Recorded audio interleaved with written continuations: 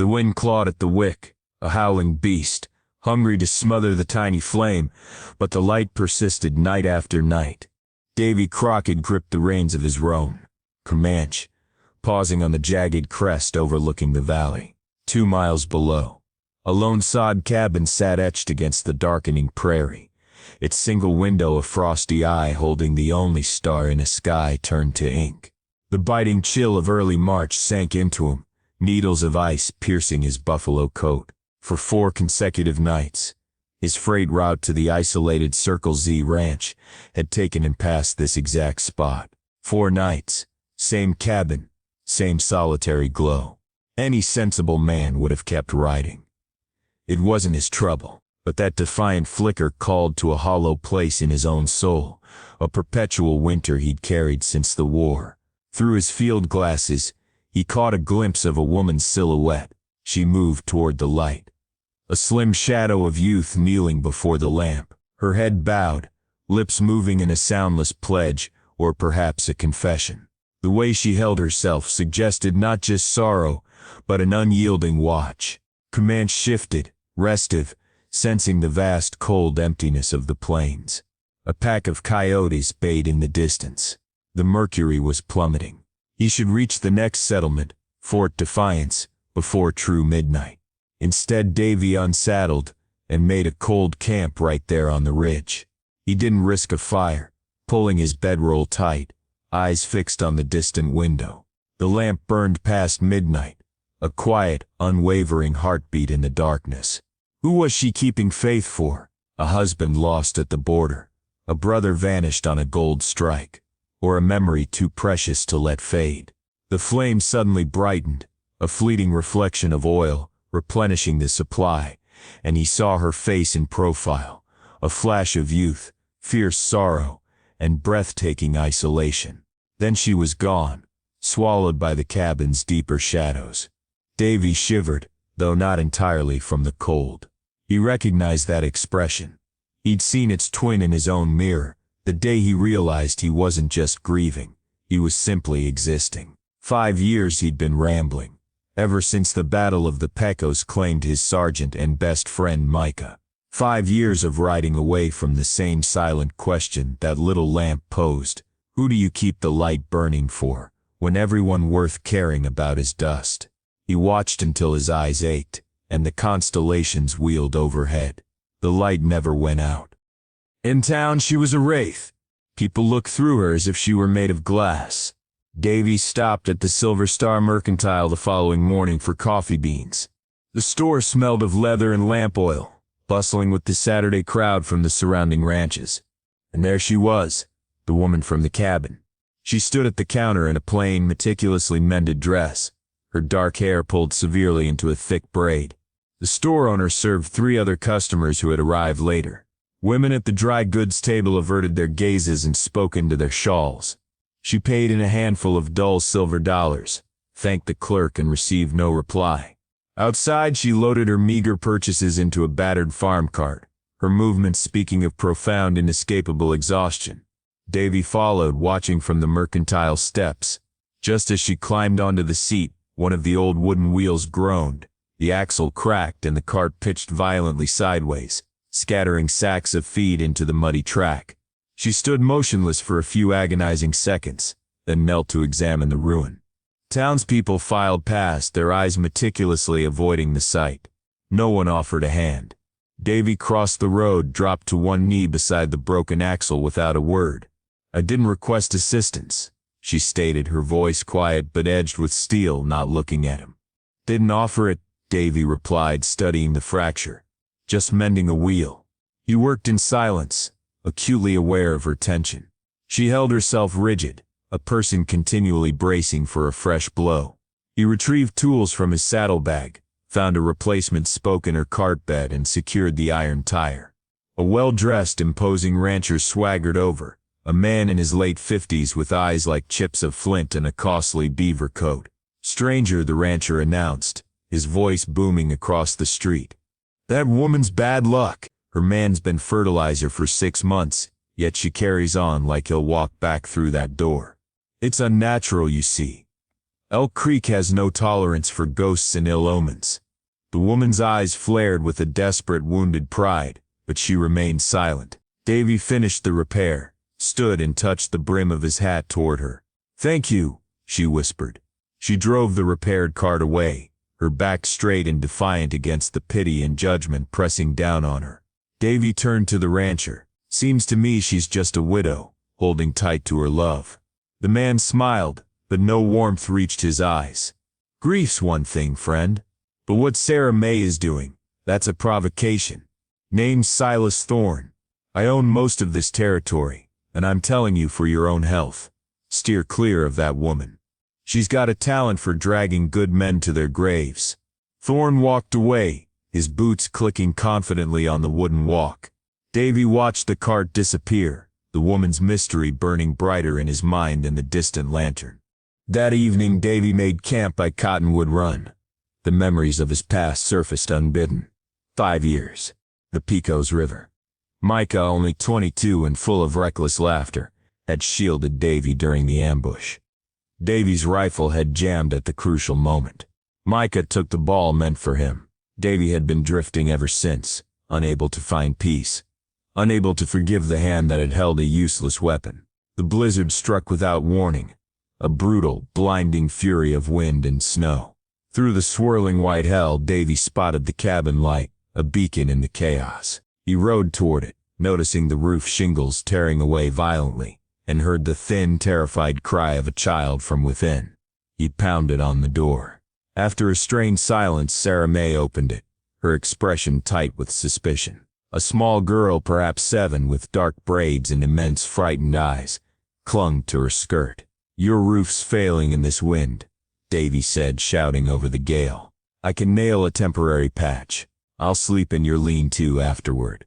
Sarah May hesitated for a long moment, weighing the risk of a stranger against the imminent danger of the storm. Finally, she gave a curt nod. Davy worked in the savage cold, his fingers numb, the wind trying to rip him from the eaves. He hauled up thick roofing tar paper and secured it over the damaged section with salvage boards. The storm screamed like a tortured spirit. Past midnight he climbed down, half paralyzed by the cold. Through the cabin window he saw Sarah May kneeling before the lamp, tending it with a ritualistic reverence. Her lips moved, forming words that looked more like an oath than a petition. She caught him watching from the lean-to doorway. They held the long gaze across the snowy yard. Then she crossed the open ground, the snow swirling between them. "I made a pledge that I would keep a light burning," she said, her voice steady against the wind's roar, "until the men who murdered my husband face justice. The law here is a joke, so I wait." Davy studied her face, young, maybe late 20s, but aged by relentless sorrow and a simmering rage. "That's not mourning, ma'am. That's a declaration of war."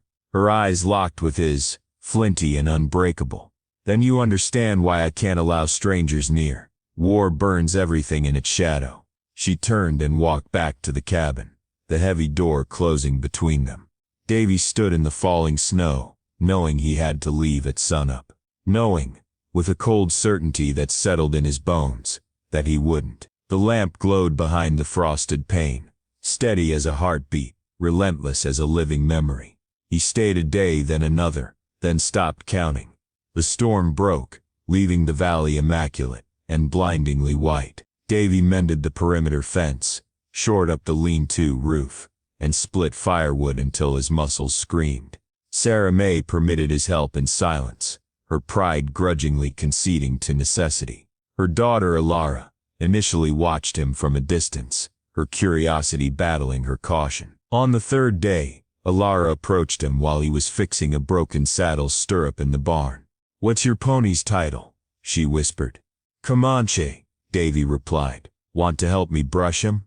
She nodded. He showed her the soft touch required for the curry comb. For the first time in months, according to Sarah May's expression caught watching from the window, Alara laughed. Sarah May began leaving a plate of hot food by the barn entrance, a silent acknowledgement. One evening, she appeared at the lean-to entrance. "You might as well eat inside, since you're doing the work of a hired man." Dinner was quiet, but restorative. Alara questioned him about his travels. He spun tales of the Mojave Desert, the Blackfoot Territory, and trails that led both nowhere and everywhere. Sarah May almost smiled once, quickly suppressing it. But Davy noticed things. Fresh, numerous boot prints near the boundary line. Someone was tracking the cabin, counting the few remaining head of livestock. He said nothing, but he began sleeping with his Winchester liver action beneath his blanket. In Elk Creek for supplies, he overheard whispers in the saloon. Silas Thorne wanted this land badly for the spring beneath it. He'd been squeezing Sarah May for months. Her husband, Daniel, had refused to sell. Then came the accidental ambush by a group of anonymous drifters. The case was never closed, never properly investigated. That night, 3 riders approached the cabin slowly. Davy stepped into the lean-to entrance, his rifle visible in the moonlight. They saw him, paused, then melted back into the shadows. Across the yard, Sarah May stood by her window, the lamp burning. Their eyes met across the cold air. Both knew the lull was temporary. The thaw was coming, but something far colder was gathering its strength. The lamp was burning lower each night. Her promise was growing thin. The mid-April thaw broke the ice on the creek, mirroring the crumbling barriers between Sarah May and Davy Crockett by the hearth. She confessed her knowledge. Silas Thorne had orchestrated her husband Daniel's murder, and the local law was bought.